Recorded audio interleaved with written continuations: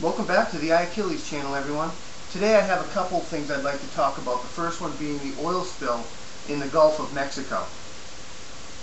I just want to ask a couple questions. Isn't this an environmental catastrophe? Isn't this a national security emergency? Why is it that Barack Obama has not taken over the cleanup? Has not taken over in the Gulf of Mexico?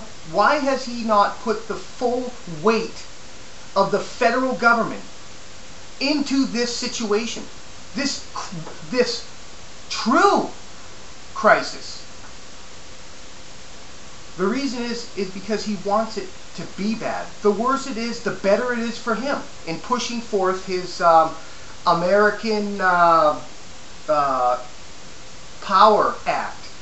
You understand? Legislation which is going to enrich him and his elite friends with the, Chicago climate exchange deal going on up in Illinois there. It's going to sell carbon credits.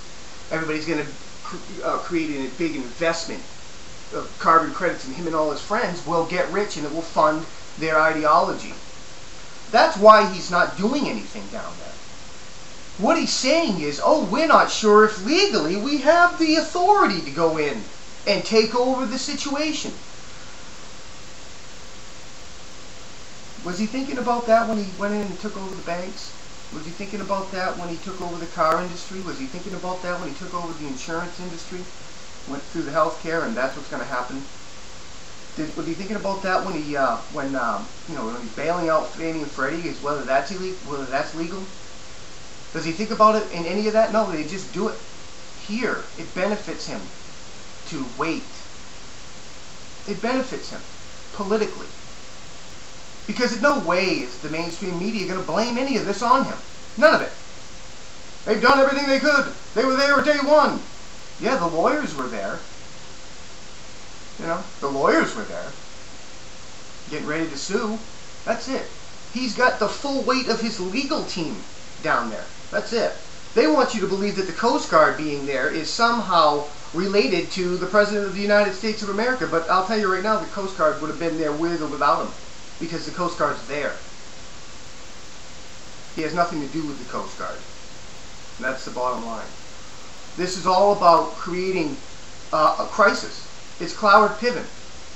Okay, they say, oh yeah, he created it, this oil rig blew up, it's all his fault.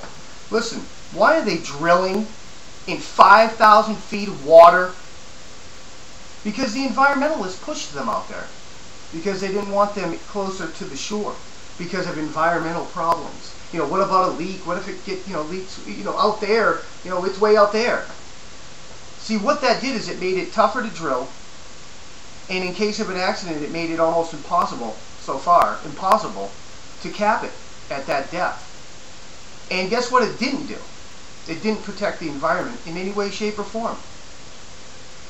All it was a way to potentially create a crisis, and they did.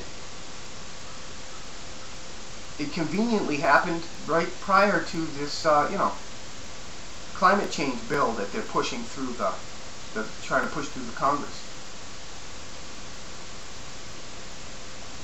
We should be drilling oil where we can get to the damn well.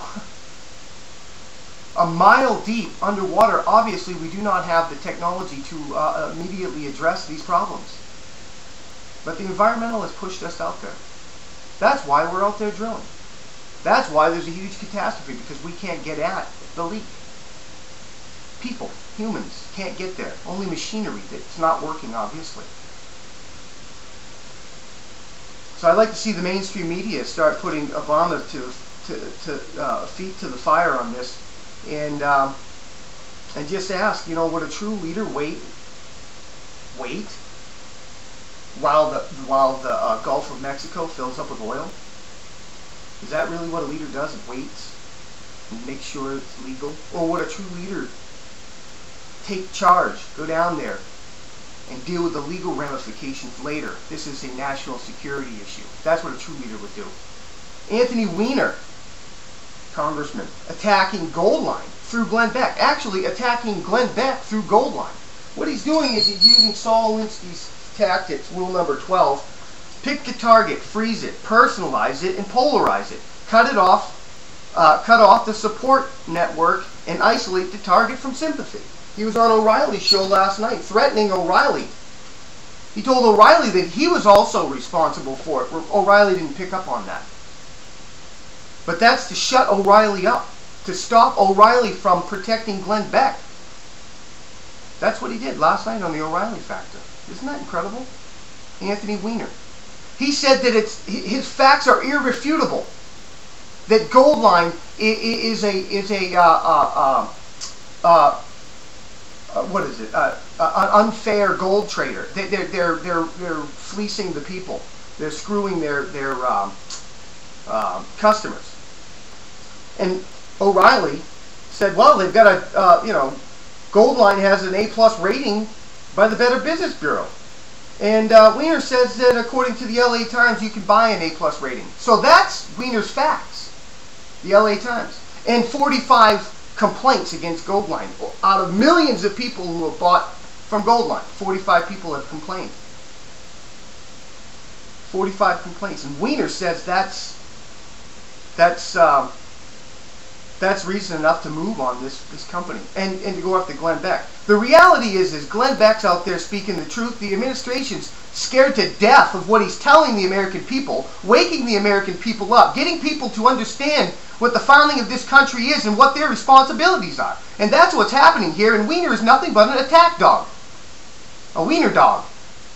That's all he is. He's out here doing the bidding of the administration and trying to destroy Glenn Beck. And it's simple.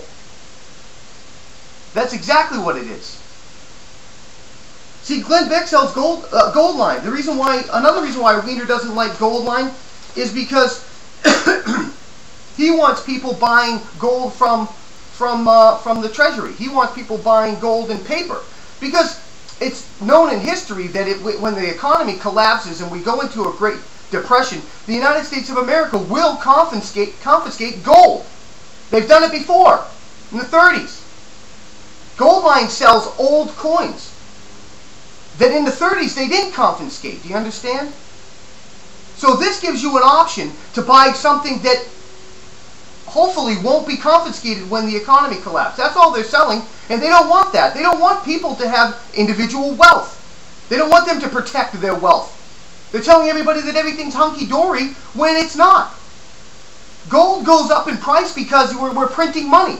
For example, I mean, how much money have we printed this year? We don't even know. Do you know? I know I don't know. But just recently they come out with a $200 billion jobs bill. Just recently, within the past couple days. And they're going to do another $165 billion package to bail out union pensions.